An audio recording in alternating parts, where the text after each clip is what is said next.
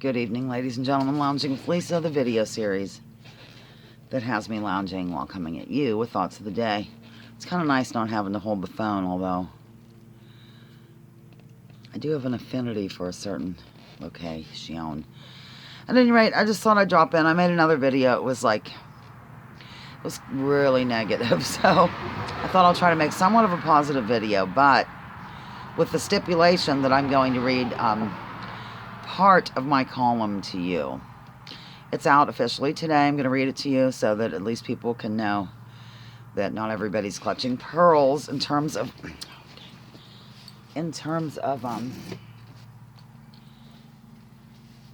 scientists, doctors, all that jazz. I'm in the skirt still. Yeah. Haven't taken it off. No, I'm kidding. I did take it off to go to bed. To go to bed. I've noticed my strange speaking patterns now more than ever. I pulled my hair straight today. For those who are just stumbling across this video, you've probably already signed off anyway. I have wavy hair, but I pull it straight when it's just something I do. I'm nervous. I guess I get nervous when my life has completely changed overnight. I mean, boom, done. Yours has too. Not saying it hasn't. All of us are facing an uncertain future. Actually, I'm certain about a few things, really. God love, he's just trying to have the attitude that everything's going to be delightful, and maybe that's a good attitude to have, but we need to sort of step out of denial at this point a little bit, don't you think? Hold on. Boy, I love this wobbly thing. And by the by, happy actual birthday to Mick. Okay, I'm sorry. I need to have a little bit of fun, ladies and gentlemen, you know. I was so depressed last night that it was not a good scene at all. I was feeling unvalidated by the ones I love, or who love me, or whatever that saying is. Okay, I still haven't looked about the emergency declaration in Linesville.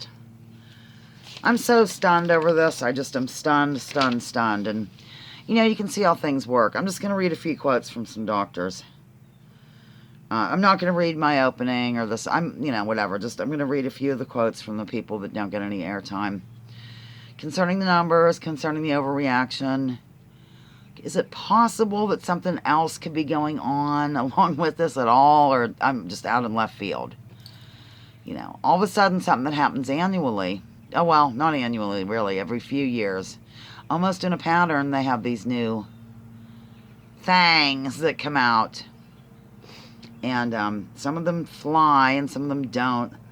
And this one flew for some reason. Even though the numbers do not warrant the, they don't warrant the overreaction, the outcome, the current situation in which we find ourselves. Problem, reaction, solution. The reaction part is over the top. And I'm sorry if you don't see that. It's probably because of, what you take in. Alternative. Everyone's gone crazy now. There's something out there for everyone, I guess. A lot of disinfo, a lot of weird stuff. So I'm just going to try to bring that in and just read a couple things and have you think about it. Pausing.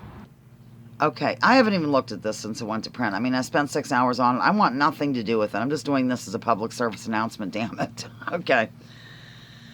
This is my own words right here. What the things that should be asked. When we hear of cases, what does that mean? I use those in there.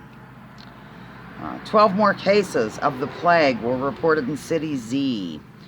So that means that a person has this thing in them, but doesn't necessarily mean that he or she is going to keel over dead. Are the tests accurate? Can they test for viral load? Who was the manufacturer of the test? How many false positives? Did they do the blind study? Is this plague able to be pinpointed, or are they testing for just any version of it? Who profits from the test?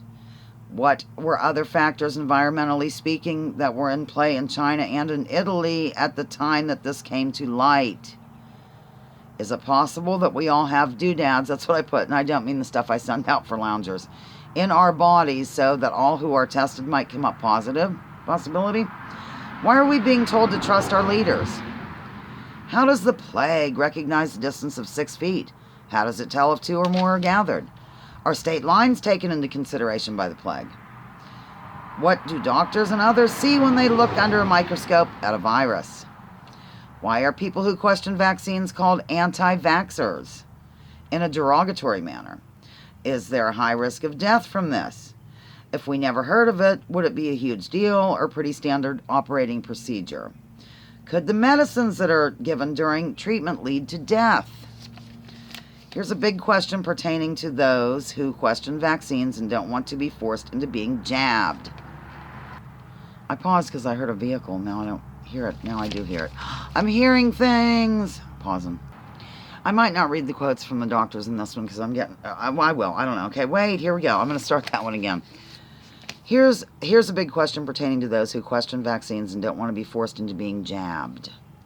Is it possible that people who call others anti-vaxxers have received their worldview from an agency, news outlet, or university study that traces its funding back to the PIC, Pharmaceutical Industrial Complex?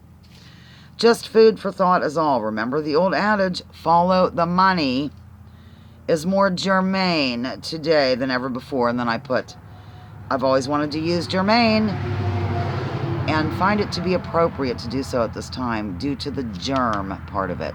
It's in parentheses. All right, then I quickly whipped into, oh Lord, hold me, hold me! I'll just tell you this. I'll just look at my own column and kind of tell you. In 2009, with swine flu deal was going on, a reporter named Cheryl Atkinson from CBS uncovered the fact that the CDC, for-profit corporation, stopped counting cases.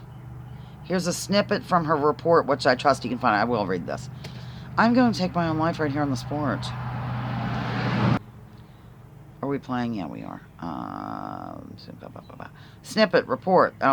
Quote, in late July, the CDC abruptly advised states to stop testing for H1N1 flu. I bet you I'm going to get one of those things under my video about it. And stopped counting individual cases. The rationale given for the CDC guidance to forgo testing and tracking individual cases was, quote, why waste resources testing for H1N1 flu when the government has already confirmed there's an epidemic? Oh my God. All right, you know what? I'm not going to go on with this right now, but I will get you to the doctors. I'll at least tell you where to find them, but it's a long link. Maybe I can put it under the video. I've already done that. You know what? And I already said I'm not going to lead you by the nose anymore. I just wanted you to know that much, but I did see something interesting today, and it relates to Mary Tyler Moore, and I thought I'd share with you. Okay, back in the day in 1976, it was the bicentennial of this great country of ours.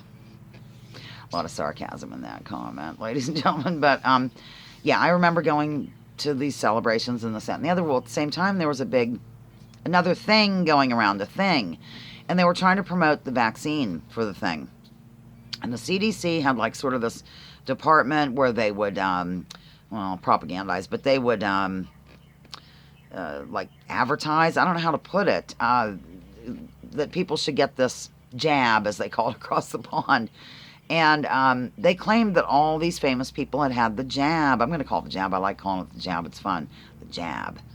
One of the people they claimed had it was Mary Tyler Moore. I told Watcher about this privately because Watcher lives for Mary Tyler Moore. She used to live her for her. I don't know if she still does, but she liked the show and all. And so, yeah. So they claimed that Mary Tyler Moore had the jab. Mary Tyler Moore didn't have the jab, and they had actual reporters back then. Kind of, I mean, it's always been kind of weird. But, you know the guy on Fox News? I'm sure you're real familiar. Wallace. Chris Wallace, Henry Wallace, what's his name? Harry Wallace? Hold on. I think it's Chris Wallace, honey. Why am I calling you honey? I don't watch that, but, I mean, I've seen snippets, and I used to be glued to it back in the old day. I thought they were, like, totally great and everything. I'm not kidding. I'm not making this up. Wallace, he had a father. Father's name, I still can't remember it. The father, last name Wallace, get it? He interviewed this CDC head and was really taking him to task, saying, you know, in your literature it claims that Muhammad Ali and all these people, President Ford and all these people had the jab. Did they or didn't they? And the guy was being really dodgy and stuff. And, you know, he's like, I'm not sure. You know how they are, ladies and gentlemen. And then he got to Mary Tyler Moore. Lo and behold, Mary Tyler Moore did not loan her name to this or have it. Then it shows him interviewing her. Don't you wish this kind of went on today? Has her interviewing MTM. Did you or didn't you? She did not. She thought about it. Her doctor thought maybe she should. But then she was a little bit concerned over some of the side effects that can unfold after having it. So she decided not to have it. And her doctor, the interviewer, Mr. Wallace, said, God, I hope it's Wallace after all this. I'm pretty sure it is. He looked at her and said, so what does your doctor think now? And she said, my doctor's very glad that I didn't have that jab. So a little bit of propaganda going on there with the CDC. But, we got to believe what they say because they're the CDC, ladies and gentlemen. Okay, I think that's all. I just wanted to give you a little bit of this and a little bit of that. And I'm debating on whether... I know that you can find it. You know, look, if you're really interested in it, you can find it. If not, that's fine too, I guess. Lounging with Lisa, the video series that has me lounging while coming at you with thoughts of the day. Join me, join others, drop your political identities and anything to do with it. I don't want to hear about a politician. I don't want to look at a politician. I don't want to see this one hates that one and that one hates this one and this one's over the other one. It's beyond that, okay? Leave labels at the door. We've been over that this morning. Research before you judge. You have to dig because, you know, Google, when you do a Google now, they're quite heavily putting the mainstream stuff up top. I maybe go to DuckDuckGoose. I know it's not called that. War's a racket, or wait, research before you judge. Yeah. And remember, war's a racket. Don't take my word for this. Check out General Smedley Butler, what he had to say. A lot of things are rackets, ladies and gentlemen. I want you to think about that. You better think about what you're trying to do to me, yeah. Think. I'm done.